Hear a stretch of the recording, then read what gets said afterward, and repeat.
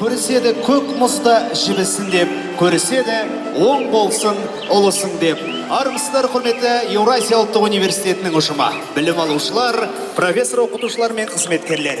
14 наурыз көрісу күні амал мерекесіне арналған салтанатты шарамызға қош келдіңіздер.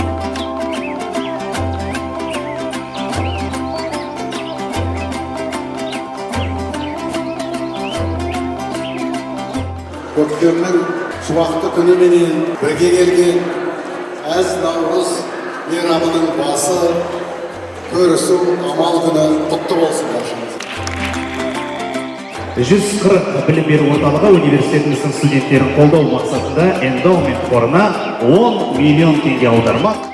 Бүгінгі амал мерекесі құтты болсын. Кезінде мен өзімде осы Евразия ұлттық университетінде қазақ филологиясы факультетінде оқып, 2019 жылы тәмамдаған болатынмын.